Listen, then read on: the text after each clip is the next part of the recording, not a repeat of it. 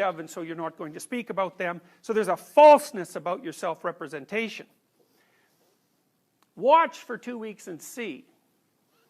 Make a rule that if you start to say something and it makes you feel weak, it's hard to describe exactly what that means. To me, what it means is that I can feel things coming apart, sort of in my midsection, so I think it's an autonomic phenomena. And the subjective sense is of falsehood.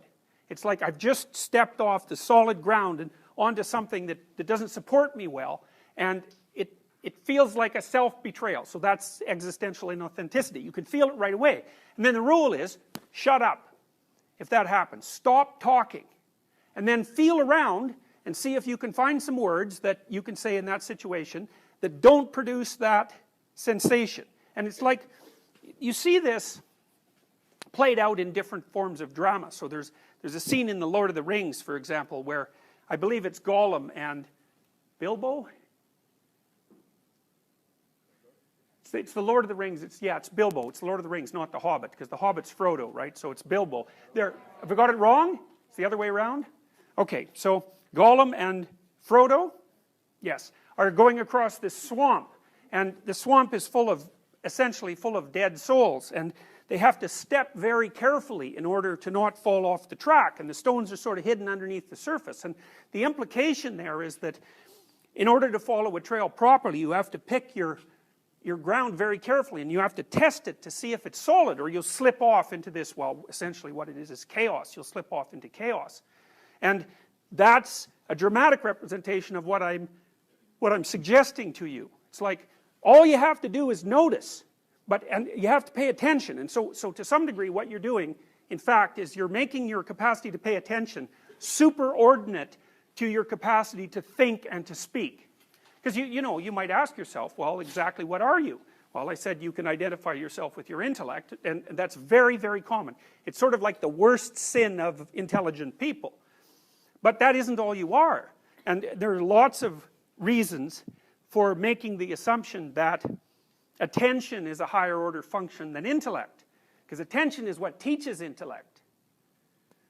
So if you pay very, very careful attention to what you say without bringing the automatic assumption that what you say is you to bear on the conversation, and then also to feel like you have to defend it once you say it, you'll find very rapidly that very much of what you think and say has absolutely nothing to do with you.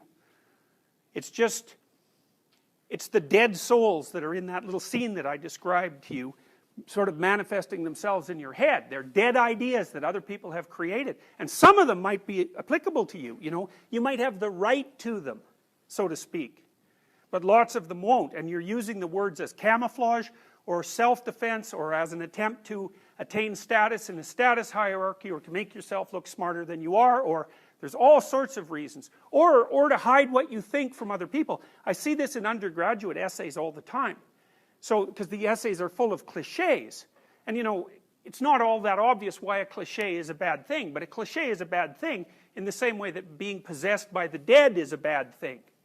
It's like a cliche isn't you. It's something else. It's like the crowd. It's like the other. It's not living. It has nothing to do with you. And part of the reason that students use cliches is because it's easier than using your own genuine creative formulation.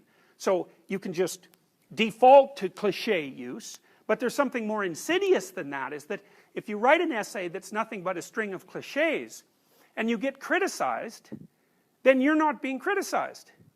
What's being criticized is the cliches, and you can hide behind that, and the part of you that's wise but treacherous thinks, well, the criticism doesn't really apply to me because, I didn't really say what I thought.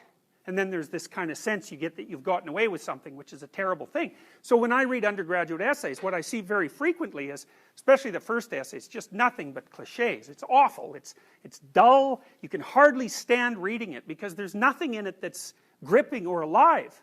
And then maybe the second essay, you can see there's a layer of cliche, and then now and then the person will be brave enough to poke up a thought of their own. It'll just sort of poke up somewhere maybe in 3 pages in. It's like this little green shoot that's barely alive, and the person is brave enough to pop it up in the hope that, you know, maybe it won't get walloped down with a sledgehammer. And so one of the things I try to do is to point that out. It's like, look, you know, this is something, there's a real thought here. It's a real original thought. It's something that you have the right to, because it's derived from your own experience and your own knowledge. And you've formulated it in an original and compelling way.